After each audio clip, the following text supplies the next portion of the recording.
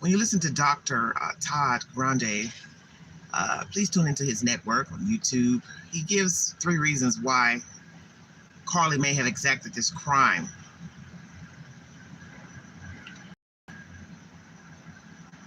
One of the main reasons would be attention, to appease to someone in particular. And I'm kind of thinking possibly that could be it. But see, when you try to put logic behind it, something that's illogical, you're just bumping your head against the wall, because in the end, she'll probably never tell anyone why she did it.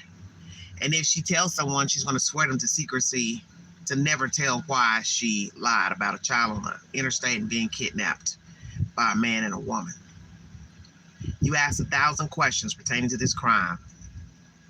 The who, the what, the where, the why.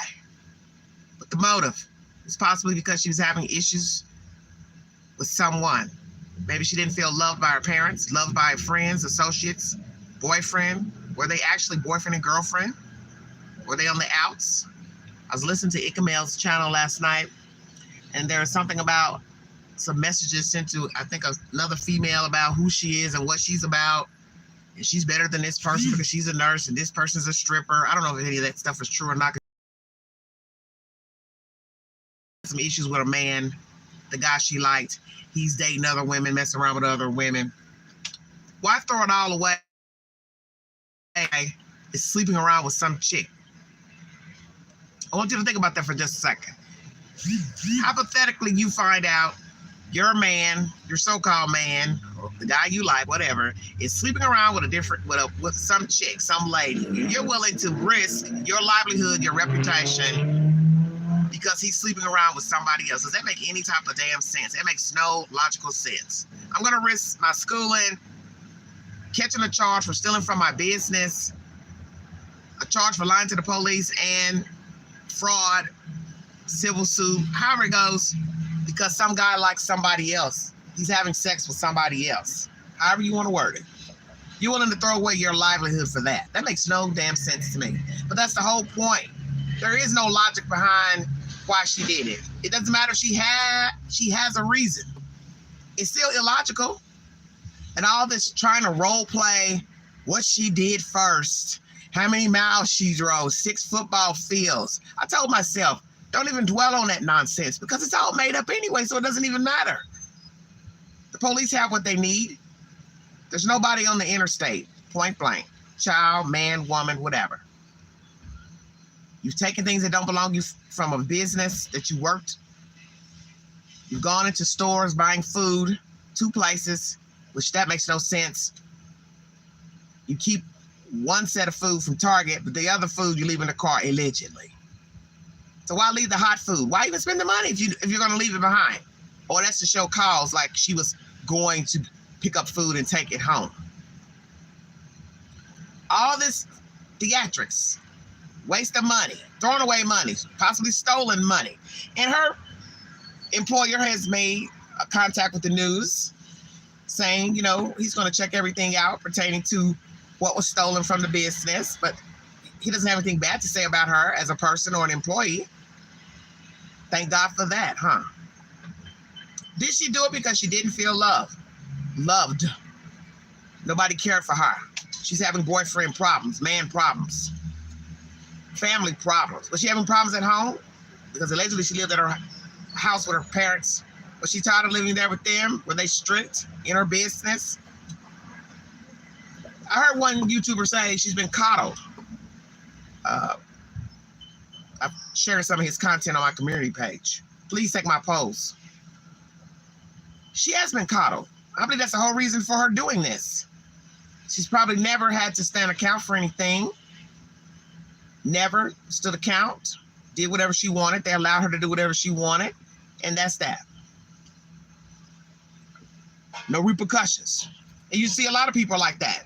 When they get a free pass, they always got somebody, you know, bailing them out of trouble, always, you know, coming to their aid.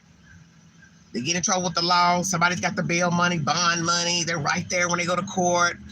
They're right there helping them pay the court costs and fines. Then they go fuck up, do something else. They're right back there helping them again. You see, people like that don't ever know what it's like to live in the world. You know, just the things I've seen here lately. people sickly, people in wheelchairs, people on walkers, people can barely breathe, talk. Just like a lady just walked in that Burger King with a damn leather coat on and boots and jogging pants, which shows she's mentally off. Who's wearing those type of clothes and it's 85 degrees outside or 90 degrees? Carlee, she doesn't know about that life. Being homeless, walking around, nowhere to live, nowhere to go. No friends, no family, no support. But she's put herself in that position that she may not have any good friends now. Why did she do it? Was it worth it? Let me ask her that. Carlee Russell, was it worth what you did? Lying to police. Was it worth all this? And then the Dr. Todd said it could be, she doesn't want a lot of attention because she hasn't spoken to the news to make it all about her. But let's think about it. She could be right now quietly reveling in all this attention, looking at social media posts, YouTube videos. Look at all this attention they're giving me. Oh my God, they're talking about me every day, every second, wondering why I did it, what I stole, if I have boyfriend problems, mommy, daddy issues. This may be a kick to her. So this is why I said you can't put any logic behind it. And the motive, that won't matter either. This is just really for commentary. Why did she do it? She may actually be silently reveling in people talking about her, discussing her. She may not even care if she gets sued, has to pay back money to the city for the searches, probation, fines. I do believe she should go to jail for this crime. I believe after she leaves jail, she should get to live like other people. Go live in a halfway house, get a job, do community service, pay back fines, restitution to the court, and to the great city of Hoover, or whoever was the jurisdiction of the crime. That should be her punishment. Jail time, probation for many years, like 10 years, restitution, fines, and pay back whatever money's owed to the city for the search and detective work. And that's not counting the other agencies such as U.S. Marshals, FBI, Secret Service. How much money could she get back from that? Yes, and we've heard about that as well. The posts. I heard about that earlier today too. The boyfriend is taking down any type of post he had of her missing, or fighting for her life, and possibly anything positive about her. Why? Why take them down? You were just supporting her last week, sir. Now you're taking down the post. Why take down the post? Why take down the post? See, this is what happens when you support people that you don't really know. He may have dated her a year, 2, 3, 4, whatever the number is, 6 months, and he thought he knew her, but he doesn't know her. Parents may have thought they known her, knew her, but didn't. And this is what happens when you don't know people. You think you know them, but you don't. You think you know them, but you don't. So what's wrong, boyfriend? You're ashamed that you've been messing around with some chick that's mentally off? Did you two have an argument, disagreement? And the one thing I'm going to say before I check out of here, many of you are going to wonder how long she's been thinking about this plot. Don't know. But 2 days before is when she started Googling certain things. So we know 2 days before she was Googling about the Amber Alert. So let's just say 2 days before the event, she was thinking about this plot. Did she have help? I don't know. I would assume she did. She had to hide out. And even if she hid out, which we know she had to, you're still going to be seen going in or coming out or wherever you went. Somebody's house, garage, shed, hotel. You went to the hotel. Whose room did you book the hotel in? Whose name did you book the hotel? See, there's 1,000 questions you can ask. Some of you may feel like the parents are involved, orchestrated this with her to get some type of monies. I don't know. Be very sick if her parents did go along with her or ask her to go along to do this. But so far, no evidence has come out. My next live stream, we're going to talk about the searches that they will not discuss to the public. What was in the searches that would embarrass CARLEE Russell or you felt like would be private? I'm sure she thinks everything you looked up on her phone was private, quite frankly. You know she went to work, left work. You know she stole from a job. You know that she went to that Colonnade to get some food. You also know that she went and bought snacks from Target. That's pretty private. She didn't think nobody was going to be talking about that on the news in a YouTube video. Stay woke. Why would she think that?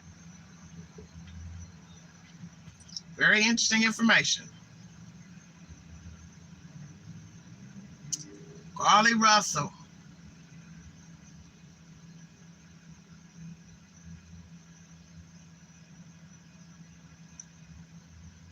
Come out wherever you are. Can't hide, sweetie. You have to worry about where you're going to work from now on. Going back to school, would they let you back in the program? You got a bigger fish to fry. And you've made a terrible mistake by exacting this crime. All misdemeanors. Toward North Broadway. All misdemeanors, but they're still serious in nature because you didn't have to commit the crime.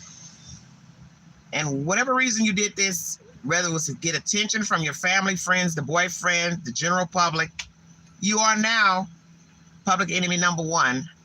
And there are people disappointed in you. People in the community, they've come out to speak to the news. And why wouldn't they be? Even if they didn't know you, you're still a disappointment because there are missing people around the world, missing people in Alabama.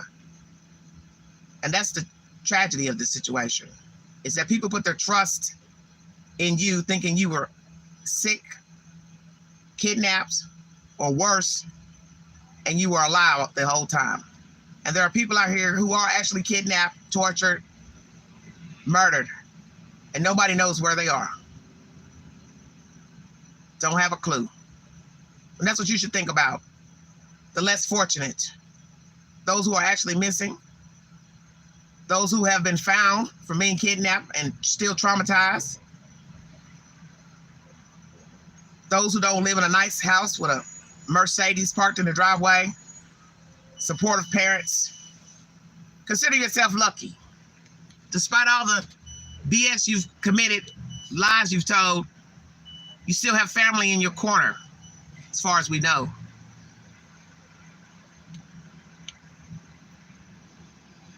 Piece of work. I'm going to check out of here. Go to my community page. I'm going to put up the poll. What was the motive? Why did she commit this crime? Does she feel sorry for herself? Does she feel bad? Does she have empathy? Wish she could go back? Will she speak, tell the truth, apologize to everyone, law enforcement, parents, community? And will she also change her life? Because that's the biggest part of the story. She's walking around a living, breathing creature with a jacked up mentality. And the sad part will be she's learned nothing from this, and she goes out here and commits another crime that'll possibly be a whole lot worse than dialing 911 with a fake report of a toddler on the highway. Imagine that. Because as I said before, just imagine what she's capable of. And someone said that about the boyfriend. He should be very, very afraid of her. Because I think she's capable of much worse than this. I want to thank you for joining me. If you'd like to donate to this great network, $BigAngie, 129 Cash App, stickers and chats. Welcome to the live stream. Got to check out of here. You've been listening to The Vault. Exhale. Happy weekend, everybody.